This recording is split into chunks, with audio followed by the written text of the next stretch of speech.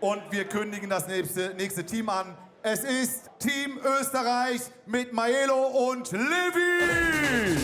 Auf den Pisten ist der Winter wunderschön. Da kann die Skisaison bis in den Sommer gehen.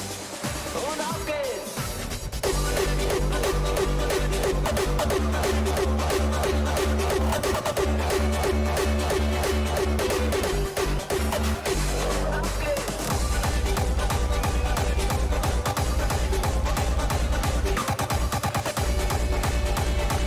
Maelo und Levi!